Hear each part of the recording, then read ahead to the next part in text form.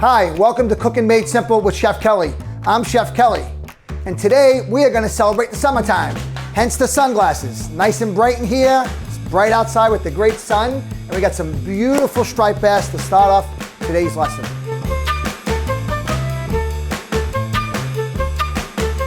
Today I really want to talk about this fantastic, beautiful local fish caught, and I will tell you a little story before we get into that. This past weekend, my sister was visiting, and we decided to go out for some dinner, and we went to North Shore, and we went to a great restaurant that had some striped bass on the menu, which is in season right now, and I was really inspired to bring that to you and really celebrate the summer months. We're here in the summer months. There's a lot of great things happening. Still a little bit early in the season, so things are going to open up. We'll talk about those options that are going to come out and what you're going to do. But I really wanted to really celebrate this beautiful local fish that we have here. It's striped bass, and we're going to cook it a couple different ways. And look how awesome this is. This is a nice keeper, as you would say. Right? This is a good size that when you're fishing it for yourself or off Revere Beach, catch these right off the beach. Surf cast, that's fantastic. These I got today. Actually, I just picked this up 2 hours before today's taping of this show. And I'd like to thank my friends over at North Coast Seafood who gave me this fish today and said, it's beautiful, it's eating well, looks fantastic. I want you to cook it up and have a great time with it. Striped bass, as I mentioned, what we have here today really runs from the spring all the way to the fall, and some people do catch them kind of late fall as well, but typically around here we are starting to see them run here in June, July, August, September, all the way into October. A lot of times you get some really big ones in September, really off the beaches and off the local waters, off the coast. So yeah, that's what I want to talk about. And then also swordfish, another good example. Swordfish actually eats well in the fall. You would think you see it a lot on the menus now, but typically what happens, they're eating throughout the summer, they're feeding, they come nice, fat, and juicy. So October, November, December is a great time for swordfish. But I'll start today is this beautiful striped bass. But before we get into this, I want to talk about what other things we're going to do with it. We're going to grill some. Okay, because you're going to take a summertime barbecue, and we're also going to pan roast some. Okay, we're going to do it two ways. So one thing we're going to make a cauliflower mashed potato, or a cauliflower mash. There's not going to be potatoes in it. It's kind of trendy right now. These are florets that I cut myself. So when you look at the cauliflower, you can certainly buy the rice cauliflower. You can certainly buy the florets. So I got some boiling water here, and we're going to put some salt in it. And we're going to make our cauliflower mash. So I got some salt in here. And we're going to put this guy in here.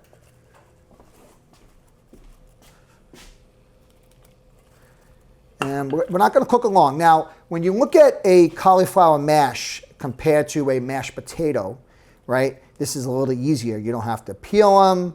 So since I have the oven on, I'm going to drain this. I'm just going to put this in the oven to dry out. That's the key to making a really good cauliflower mash. So that's one dish we're going to do. We're going to pan roast the striped bass, okay? We're going to do a cauliflower mash. We're going to do the beans, okay?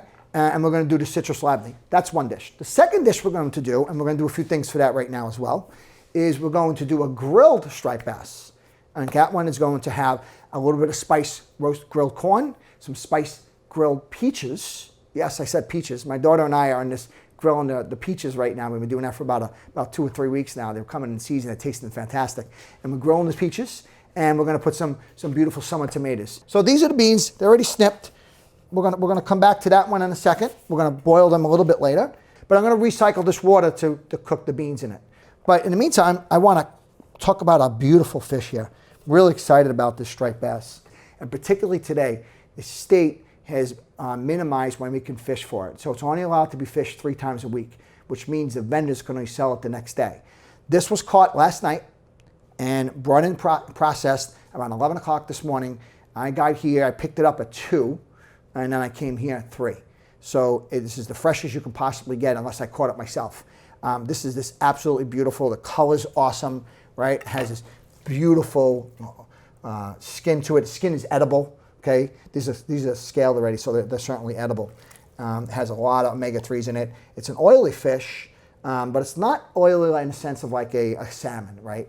So it's high in omega-3s. So we got a nice bunch of big pieces here. So there's a lot here, right? You got this belly flap, which is great eating, particularly if you're doing sushi or ceviche, right? Got these nice fat pieces that cook nice restaurant style. And you got this tail end here that you could do some nice stuff with. And we're gonna cook this little tail here. We're gonna take 2 pieces off of this, okay? And if you can find it, it's not cheap. I will tell you that. I want to be honest with you, but it's absolutely worth it. It's beautiful fish. Put that aside, right?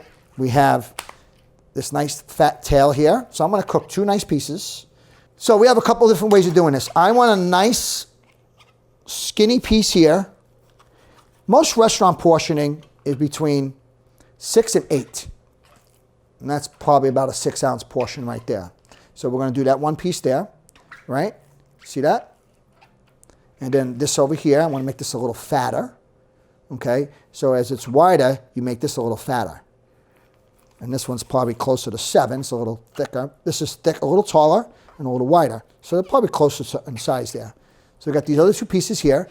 This piece right here, I'm going to cut into 2, I should say. So now I got a couple of different things I'm going to play with. I got these little tail pieces. These are great for grilling. They're nice and fat, but they won't take long to cook. In the meantime, while we're doing that, I'm going to relocate the grill here, because what I want to do is I want to do some pre-cooking of some things. And what I'm referring to is the corn and the peaches. All right, so got some corn. Corn's in season now, so everything is seasonal. This is what this show tonight is about. We're going to get some seasonal tomatoes. We're not quite getting them local yet, not that there yet. Corn, not quite yet either. It's not growing yet, but once the farm stands come out, these are going to be there. You're going to get these. Probably the time this airs, you're going to see it. So you're going to get some corn. You're going to get some tomatoes. You're going to make some fun stuff with this. Okay, so we're going to take the corn here, and we're going to season it. Now, I got a couple different types of seasoning blends. This particular one is like a Creole type thing, like almost like a blackened seasoning, right? A little bit, not as strong as that. But I want to just kind of season this corn up. I'm trying to get the flavor to kind of stick to the corn as the natural sugars come out on the grill. And we're going to let them grill off a little bit, okay? And then we're going to take them off the cob. So here's our little seasoning blend. Now you can make it as spicy as you want, and you could change this up, right? You don't necessarily have the Creole, you got a Cajun, you have a nice Jamaican blend, maybe a jerk spice you want to use. The concept's the same, right? You want to do Tajin, which is the Mexican spice blend. You can change it all any way you want. So we're going to put this guy here. We're going to raise this so it gets even higher. Okay? That's simple. Next, come back to these tomatoes. And now we got our peaches. So we're going to do the same thing with the peaches. We're going to grill them with the spices on it. But I'm going to add a pinch of salt this time. So I'm going to cut around the pit. Nice big pieces. Still some good to eat there, so if you want to eat it, go ahead. Okay? We've been doing some fun stuff, my daughter and I. We've been grilling these with honey. We've been grilling them with agave, and we're putting some spice on them. Then we're putting a little labneh on it, and we're kind of eating them like a nice gluten-free type after dinner dessert, sort of. We've been playing with that at home. Nectarines as well. They got to be firm, so keep that in mind. If they're too mushy, they're not going to work. All right, so now we're going to put our spice on this. Same spice, same blend, okay? So here's the thing. We're using the same spice on these vegetables and fruits and all these ingredients here, but they're all going to lend themselves slightly different because you're going to pick up the flavor of the peach differently than you pick up the flavor of the corn. So it's okay to do that. This one here, I want to put a pinch of salt, okay? And I'm just going to take a little bit of oil, and I'm going to rub it on my finger and just put it a little bit on here. Not much. Well, you could do it before. Doesn't really matter. The point is that it kind of gets it a little going in terms of the heat there, right? It takes the heat more. The oil retains the heat. All right, so we're going to put our, I don't know if you can hear that, but as soon as I put it down, I can hear the sizzle. I can smell the spice start to burn a little bit, start to cook off. That's nice. All right, so all we're doing is kind of getting a little bit of a grilledness to it, kind of getting that flavor to come out, warming up those sugars. The corn, we're going to cook it a little longer, trying to get the flavors to come out. But again, you don't have to have corn fully cooked. You can eat it raw. Raw corn salad, I eat that often when it's in season.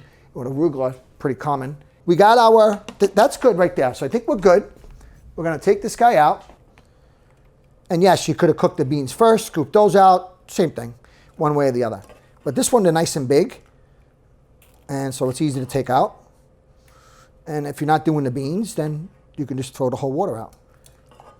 So pretty simple. Now, I'm draining it. We're going to put it in the oven just for a few minutes just to dry them up, not to roast them, dry them up. Again, the secret to making a good mash is to make sure it's dry. Now that I put the cauliflower in and I'm going to do the beans, I might have to re-salt it because the cauliflower absorbs some of it. So, just by tasting it, I definitely need some more salt. It's definitely gone now. So the key to, that's the main thing for me is putting salt in what you're working with, okay? Because it absorbs salt in the water for pasta. The salt dissolves in the water and the pasta absorbs that salted water. Same thing with the vegetables. So we put some salt back in here, bring this up to a boil, okay? We're gonna recycle the strainer again. Okay, so now we are going to make the labneh. We're gonna put this in here, and I think this is so versatile. You can do so many things with it. As I mentioned to you, I put it with the peaches. I'm not doing that today. But we're going to take some citrus. We got some lemons and limes and an orange, okay? And we're gonna put a little zest and a little juice. You're gonna take your zest, okay, while it's firm still, and you're gonna put them, just gonna scrape it. You don't really see it coming off right now, but it's actually sticking to here, and I'm gonna scrape it off in a second. But why would you use the zest as opposed to this oil, the juice from it? Because the zest gives you the flavor without giving you the liquid. Now, in some cases, you don't want the liquid. You don't want that juiciness, right? But you want the flavor. You want the oil to be released. If you go further down and get the pit, as it's called, it could be bitter. So you want to be careful with that. So we got all this here, okay? And then we're going to do something with the lemon. Now, in this case, I do want the juice and I do want the zest. Okay, so it's okay that I'm going to do both because this is thick. We talked about this being really thick. See, look how thick that is. Doesn't even come off the spoon. So, but you could smell the oils being released right now. I can smell it. Okay, so this in itself, sometimes your acid from the juice will break down ceviche your fish, or maybe ceviche your chicken. It will start to break down the protein or whatever you're working with. So sometimes you don't want the acid, the juice in it, because of the acid content. So that's some of the reason, the practical reason why you may not want it. So the citrus I'm using is orange, lemon, lime. Okay, they all lend themselves. We always associate citrus with the summer, but really most citrus tends to be ready to eat in the winter. Think of clementines and things like that. Not all of them, but a lot of them. Okay? All right, so now you see all that stuff coming off of here, right? So there's a lot. I'm just going to put some juice in here. All three. I'm going to put a pinch of salt in here. And now, I like a little olive oil, extra virgin inside here, because it kind of gives you more of an authentic, like, Mediterranean, Middle Eastern feel, right? So now you have this nice, simple citrus labneh. And as the salt melts inside here and the oils from the zest and the juice all start to melt together. Now, you could do that on anything. Do it on a bagel with some smoked salmon for breakfast. Perfect. Save it, make it for a couple of days. Our beans are done. And like I said, I'm fine with them being a little done. I like a little crunch to them. If you want them soft, go for it. Cook them longer. If you find the Romano beans, as I mentioned, they're naturally a little bit more softer. So those are great too, and they're perfect for this time of the year when you find them. They're kind of, the season's just getting started, so they're a little spotty getting them, but you'll find them, right? We're gonna make this little bean salad, really simply. I'm gonna put everything together at the end, and you'll see the recipe later. I got some nice olive oil, okay? I got a little bit of red vinegar. I like my acid, I like my vinegar, and I like to have varieties of them. We've talked about that before, right? Now, here's the thing. We did the corn and the peaches. We're doing two different recipes right now, okay, guys? We're doing two different dishes. So follow along, you see how it all come together later. But the peaches and the corn, we use the Creole little blend that I had. For the beans, I'm going to use a nice chili lime spice blend that I have. There's all these fun spice blends that you find at the store, the markets, things like that. I create my own as well, and I have fun with them. So the reason why I'm telling you that is because you can find something fun, and you can just make it work for you, right? And don't feel like you can't use one or the other. So these beans, it's going to be tossed with the spice, the oil, and the vinegar. So far, so good. We got a few things done, right? And I want to take our corn off, and I'm going to come and cook that in a second. All right. So before we get into cooking the fish, I got one more thing to do, and then we'll be able to put everything together. So we'll cook the fish. We're going to make a little jicama salad. What is jicama? This is jicama. All right, look at this guy. It's brown skin, really crisp and clean, very juicy, right? I've never cooked it. I've always eaten it raw. I'm sure you can cook it, but why? It's so fresh and refreshing. You put some spice on it, some lime on it, some spice to it. Again, this nice crunch works well. I want to show you this, right? This is round, that's how it comes. It's hard to cut. So I cut it down, make them flat. We talked about safety, right? Flat. Then I peeled it. So pretty simple. Now, while it's flat, I don't have to worry too much about it rolling on me. So now we got these guys in here. Look at that. And now we'll take a little bit of an onion.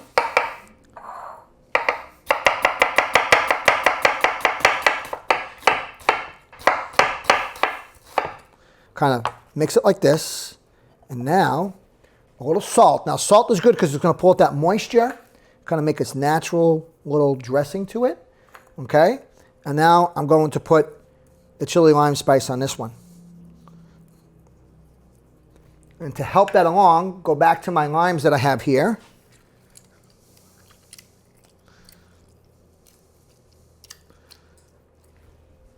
And now we have this nice little fresh, vibrant salad.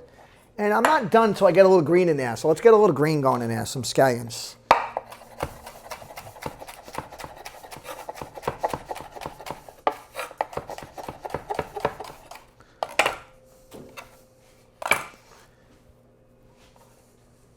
Now I'm going to season up my fish. The fish is beautiful. I don't need to overdo it. I don't need to overcomplicate it. Beautiful fish. Okay, some salt and pepper. Okay, we're going to sear some and we're going to grill some. We're going to put some little olive oil on it.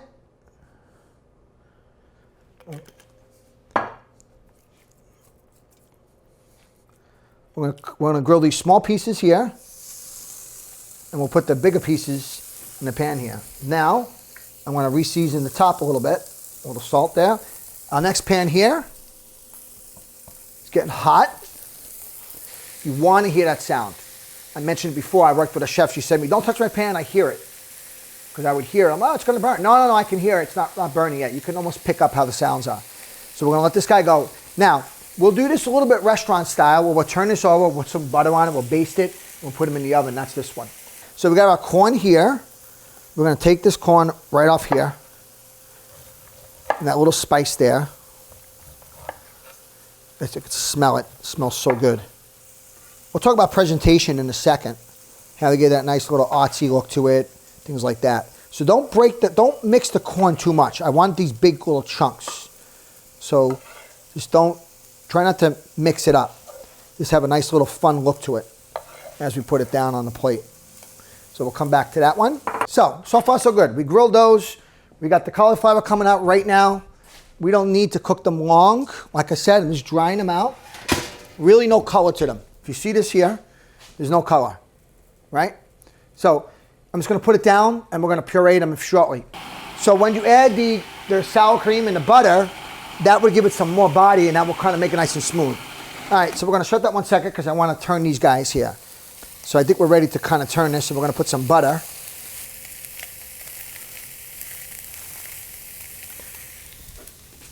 So I don't want this to dry out. So what I want to do is I want to put a little splash of water in the pan so it doesn't burn. and it steams up just a little bit, okay? So we'll put this guy in the oven, and then we're gonna baste him with that butter.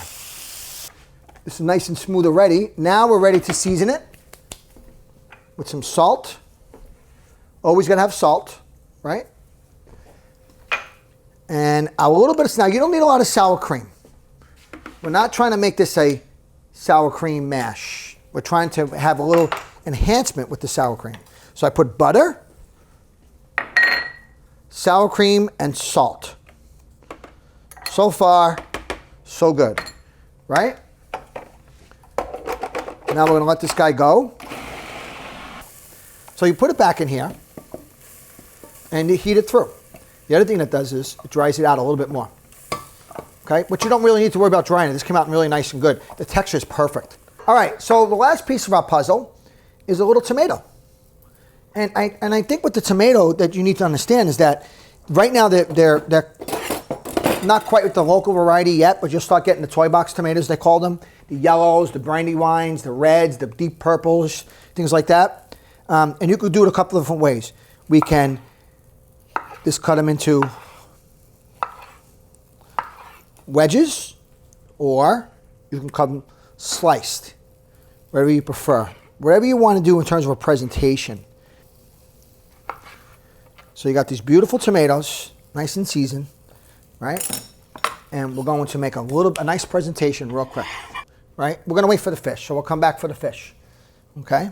And put the labneh here, and we're just going to swoosh it a little bit. That's what they do, swoosh. That's the restaurant style for you, right? A little swoosh, a little tomato, right?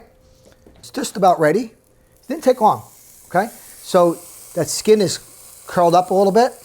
It's almost all the way through. I can see that little whiteness coming out. Just kind of show you how we're doing it. Now, you don't need to move it around a lot. That's the thing. We talk about this. The guys like to get to the grill and they're turning over 6 times. They're grilling. Leave it. Just put it down. Turn it once. Turn it over. Turn it again. That's it. You don't need to move it too many times. Like I got one line on here. I don't need more than that. If it's a tad underdone, it's okay. Now, you want to do one up, one down. If you want 2 pieces like so. Perfect, right? We're going to take this corn. Remember I told you about don't mix it around? Don't be that guy that mix it like crazy. Put these little big pieces of corn there. Little big pieces, right? Just little chunks of it. Kind of fun. And then we got this little slaw that's going to go on top.